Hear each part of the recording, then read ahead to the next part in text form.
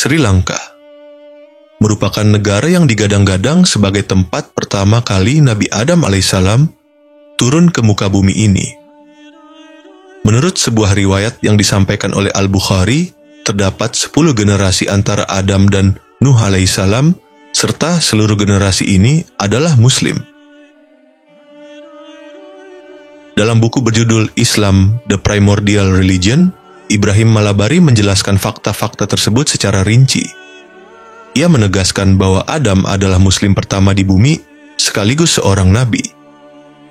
Malabari juga menyebut bahwa ia pernah mencoba mendaki gunung yang diyakini memiliki legenda populer tentang batu di puncaknya, yang menjadi tempat pijakan kaki Nabi Adam ketika turun dari surga ke bumi. Disebutkan bahwa Nabi Adam turun di pegunungan Ceylon atau Sri Lanka, yang pada masa kuno dikenal sebagai Sarandip atau Pulau Berlian. Lantas, apakah benar peristiwa pertama kali Nabi Adam turun ke bumi terjadi di negara Sri Lanka?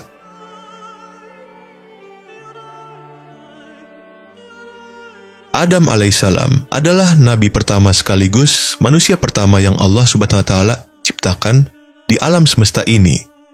Hingga akhirnya melalui tulang rusuk Adam, Allah Subhanahu wa taala hadirkan Siti Hawa, seorang wanita sebagai pasangannya. Dirujuk dari buku Kisah dan Mukjizat 25 Nabi dan Rasul, karya Aifasyah. Dikisahkan mengenai iblis yang dibantu oleh ular untuk masuk ke surga, kemudian bertemu dengan Nabi Adam alaihissalam dan Siti Hawa. Iblis pun merayu mereka, "Mengapa kalian tidak memakan buah khuldi ini? Tahukah kalian buah ini bisa membuat kalian tetap tinggal di surga?" Nabi Adam alaihissalam dan Siti Hawa pada awalnya mampu menahan godaan tersebut. Namun iblis terus saja merayu mereka, hingga keduanya tergoda untuk memakan buah tersebut. Padahal Allah Subhanahu wa taala melarang keduanya untuk memakan buah khuldi. Mereka berdua menyesal, namun Allah Subhanahu wa taala tetap menurunkan Nabi Adam alaihissalam dan Siti Hawa ke bumi. Keduanya tidak dapat lagi menikmati apapun yang ada di surga, dan mereka mesti berusaha mencari makanan di bumi. Nabi Adam alaihissalam dan Siti Hawa tidak diturunkan dalam satu tempat yang sama di bumi ini. Menurut banyak sumber sejarah, Nabi Adam alaihissalam dikabarkan turun ke muka bumi untuk pertama kalinya di tanah India. Tepatnya, Nabi Adam diturunkan di negara Sri Lanka, yaitu di puncak Bukit Sripada. Sementara Siti Hawa diturunkan di daerah Arab. Kemudian keduanya terpisah hingga akhirnya dipertemukan kembali oleh Allah di Jabal Rahmah. Sebagian ulama lainnya menyebutkan bahwa Nabi Adam turun di daerah Dajna, yaitu kawasan antara Mekah dan Taif. Tetapi, hal ini dibantah oleh sebagian peneliti yang mengemukakan ada kesalahan di dalam periwayatan berita tersebut. Yang dimaksud bukanlah Dajna atau Dahna yang berada di Jazirah Arab, melainkan Dahnaji yang berada di India. Sebagaimana diterangkan oleh Syaikh Ahmad Syakir di dalam tahqiq Tafsir Thabari. Di antara contoh riwayat yang menyebutkan India sebagai tempat turunnya Nabi Adam alaihissalam adalah riwayat Ibnu Sa'ad dan Ibnu Asakir, di mana Ibnu Abbas radhiyallahu anhuma pernah mengatakan bahwa Nabi Adam alaihissalam diturunkan di negeri India, sedangkan Siti Hawa di Jeddah. Beliau mencarinya hingga tibalah beliau di Jam'a, lalu Siti Hawa mendekat dan menghampirinya. Karena kejadian itulah maka dinamakan Muzdalifah, atau yang maknanya tempat berkumpul atau mendekat. Imam Ats-Tsabrani juga meriwayatkan dari Ibnu Umar radhiyallahu anhu bahwasanya ketika Allah menurunkan Nabi Adam, dia menurunkannya di negeri India. Kemudian beliau pergi ke Mekah dan setelahnya pergi ke Syam lalu meninggal di sana. Menurut keterangan dari sang penjelajah Ibnu Batutah, lokasi persis dari tempat diturunkannya Nabi Adam berada di sebuah gunung yang bernama Sarandip, yang kini lebih dikenal dengan nama Gunung Sripada di negara Sri Lanka. Ibnu Battuta menjelaskan kondisi geografis situs tersebut dengan sangat detail. Beliau berkata, ketika kami sampai di gunung tersebut, yaitu Sarandip, dan menaiki puncaknya, kami melihat awan berada di bawah kami. Awan tersebut menghalangi pandangan kami sehingga kami tidak dapat melihat ke bagian bawah gunung. Gunung tersebut ditumbuhi pepohonan yang daunnya tidak pernah berguguran.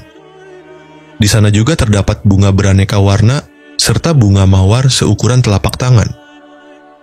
Mereka menduga kuat bahwa pada bunga mawar tersebut terdapat tulisan asma Allah dan asma Nabi Muhammad. Di gunung tersebut terdapat 2 jalur menuju Qadam atau jejak kaki Nabi Adam. Salah satu jalur tersebut dinamakan Jalan Baba yang merujuk pada Nabi Adam alaihissalam. Sedangkan satunya lagi disebut Jalan Mama yang merujuk pada Siti Hawa. Jalan Mama lebih mudah dilalui dan biasanya digunakan oleh para peziarah saat turun dari Qadam. Bagi mereka, tidak melewati Jalan Mama dianggap seperti tidak berziarah. Sementara itu, Jalan Baba lebih sulit dilalui. Jalan menuju pegunungan ini memiliki undakan dengan tiang besi di pinggirnya sebagai pegangan. Tiang-tiang tersebut dilengkapi rantai berjumlah sekitar 10 buah. 2 rantai dipasang dari kaki gunung hingga pertengahan, 7 rantai dari pertengahan hingga puncak, dan rantai terakhir disebut rantai penyaksian. Saat sampai di rantai ini, peziarah sering merasa takut melihat ketinggian dari bawah gunung. Setelah melewati rantai ini, jalan menuju puncak menjadi lebih mudah. Sekitar 7 mil dari rantai ke-10 terdapat sebuah gua hijau di tempat yang lapang, lengkap dengan mata air yang dipenuhi ikan. Tidak ada yang berani menangkap ikan di sana. Di dekat gua, terdapat 2 telaga buatan dari pahatan batu terletak di kanan dan kiri jalan. Dari gua hijau, puncak Gunung Sarandip berjarak sekitar 2 mil. Di puncak itulah terdapat Qadam, yang diyakini sebagai jejak kaki Nabi Adam alaihissalam. Ibnu Battuta, seorang petualang dari Maroko, mencatat perjalanan ini. Mengenai tempat wafat Nabi Adam alaihissalam, Imam At-Tabari, Ibnul Atsir, dan Al-Yaqubi menjelaskan bahwa setelah mendapat ampunan dari Allah, Nabi Adam dibimbing oleh malaikat Jibril ke Gunung Arafah untuk diajarkan tata cara haji. Ketika wafat, beliau dimakamkan di kaki gunung Abu Qubais, dekat Masjidil Haram, di daerah yang kini dikenal sebagai Jarwal.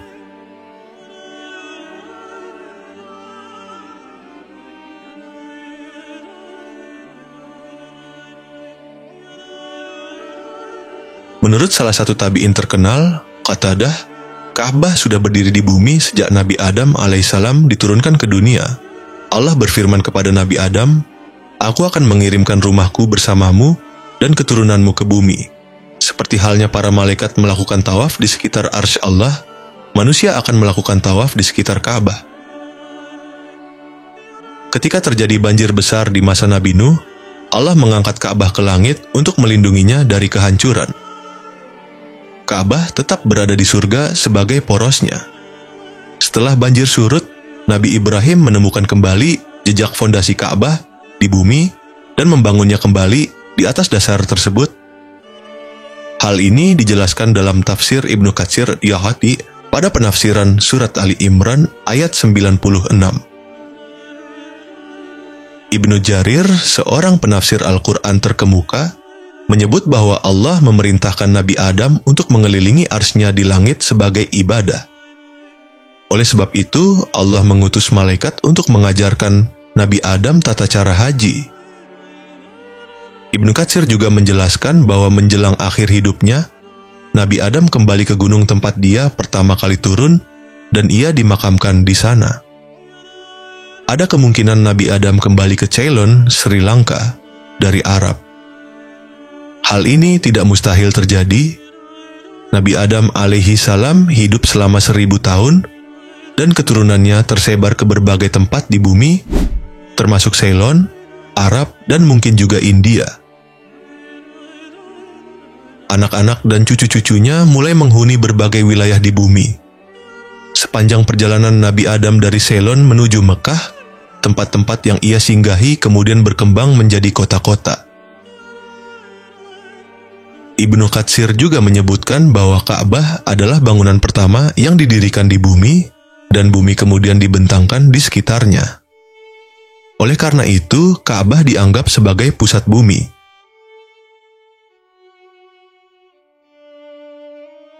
Puncak Adam telah lama dianggap suci oleh penganut agama Buddha, Hindu, Islam, Kristen, dan Yahudi. Puncak ini terkenal karena adanya jejak kaki yang dianggap suci, serta memiliki nilai sejarah sebagai tempat yang pernah dikunjungi banyak peziarah dan pengembara terkenal. Pada awal tahun 1910, Encyclopedia Britannica mencatat bahwa Puncak Adam, meskipun sering dianggap sebagai gunung tertinggi di Ceylon, Sri Lanka, sebenarnya hanya memiliki ketinggian 7.353 kaki atau sekitar 2.241 meter di atas permukaan laut. Gunung ini menjadi tujuan populer bagi peziarah dan wisatawan, terutama dari wilayah timur. Jejak kaki di puncak gunung memiliki makna yang berbeda bagi berbagai agama. Penganut Hindu menganggapnya sebagai jejak kaki Dewa Siwa, sedangkan bagi umat Buddha itu adalah jejak kaki Buddha. Umat Islam meyakininya sebagai jejak kaki Nabi Adam alaihi salam, sementara umat Kristen Portugis memiliki dua pandangan. Satu menyebutnya jejak kaki Santo Thomas, dan lainnya mengaitkannya dengan jejak kaki Candace, Ratu Habsyah. Jejak kaki ini dilindungi oleh atap yang kokoh dan dijaga oleh para pendeta. Para pendeta tinggal di vihara yang terletak sekitar setengah perjalanan menuju puncak, dan mereka juga menjaga makam yang berada di puncak gunung. Padang Arafah adalah sebuah area padang pasir seluas 12 juta meter persegi yang mampu menampung hingga 2,5 juta jemaah haji dari seluruh dunia. Letaknya sekitar 25 km di sebelah tenggara kota Mekah. Dahulu, kawasan ini sangat gersang, namun kini menjadi lebih hijau setelah ditanami pepohonan. Saat Presiden Soekarno menunaikan ibadah haji pada tahun 1955, ia merasakan betapa tandusnya Arafah. Beliau lalu menyarankan kepada Raja Arab Saudi saat itu, Saud bin Abdul Aziz Al Saud, untuk menanami pepohonan di sana. Tidak hanya memberi saran, Soekarno juga mengirimkan ribuan bibit pohon untuk ditanam di Arafah. Menurut Quraisy Shihab dalam buku Haji dan Umrah, kata Arafah memiliki makna mengenal atau mengakui. Di tempat inilah manusia diharapkan mengenal dirinya, mengakui dosa-dosanya, dan memohon ampunan kepada Allah.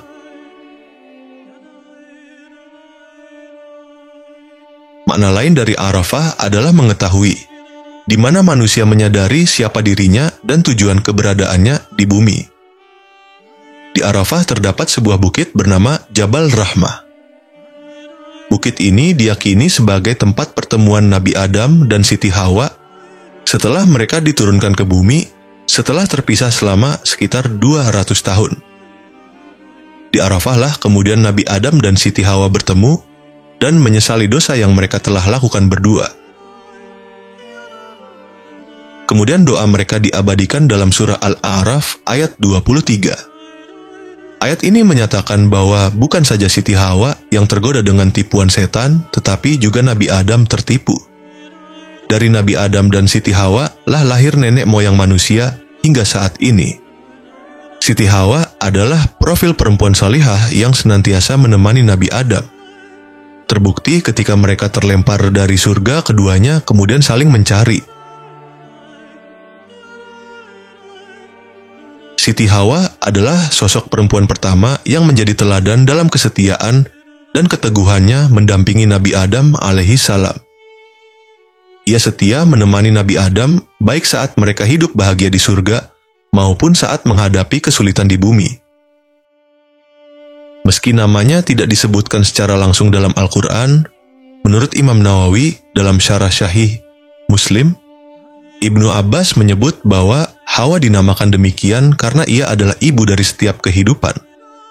Semua manusia di muka bumi ini, tanpa terkecuali, berasal dari rahim Siti Hawa. Siti Hawa juga menunjukkan kesabaran luar biasa sebagai seorang perempuan. Ia bersabar ketika harus berpisah dengan Nabi Adam dalam waktu dan jarak yang lama, tetapi tetap berusaha untuk menemukan pasangannya kembali. Selain itu, ia bersabar dalam menghadapi ujian yang menimpa dirinya dan suaminya, serta tidak pernah mengeluh dalam menjalani takdirnya. Bahkan, ia selalu mendampingi Nabi Adam dalam bertaubat kepada Allah atas kesalahan yang mereka lakukan bersama. Padang Arafah memiliki makna filosofis yang mendalam, karena diyakini sebagai tempat di mana kehidupan manusia dimulai kembali setelah Nabi Adam dan Siti Hawa bertemu setelah lama terpisah. Dari pertemuan itu, mereka beranak pinak dan keturunan mereka disebut sebagai Bani Adam. Semua manusia di dunia ini adalah keturunan dari Nabi Adam dan Siti Hawa. Dengan demikian, Arafah memiliki simbol sebagai tempat manusia mengenal dirinya, mengakui kesalahan, dan memahami hakikat kehidupannya. Kisah turunnya Nabi Adam alaihissalam di bumi, yang menurut banyak riwayat terjadi di Sri Lanka, memiliki nilai spiritual dan historis yang mendalam bagi umat manusia. Gunung Sarandip yang dikenal juga sebagai Puncak Adam menjadi simbol awal kehidupan manusia di bumi setelah Nabi Adam alaihissalam dan Siti Hawa diturunkan dari surga sebagai bentuk pelajaran dan ujian dari Allah Subhanahu wa Ta'ala. Tempat ini dihormati oleh berbagai agama sebagai lokasi yang penuh makna, mengingat adanya jejak kaki yang diyakini sebagai milik Nabi Adam serta legenda yang melingkupinya. Turunnya Nabi Adam di bumi menjadi titik awal perjuangan manusia untuk mengenal diri, bertaubat, dan menjalankan tugas sebagai khalifah di muka bumi. Dengan begitu, Sri Lanka tidak hanya memiliki keindahan alam, tetapi juga menyimpan warisan spiritual yang penting bagi sejarah umat manusia. Peristiwa ini mengajarkan bahwa dimanapun kita berada, penting untuk selalu mendekatkan diri kepada Allah Subhanahu wa Ta'ala, bersabar dalam ujian, dan berusaha memperbaiki diri, sebagaimana yang dicontohkan oleh Nabi Adam alaihissalam. Wallahu a'lam bishawab. Wassalamualaikum warahmatullahi wabarakatuh.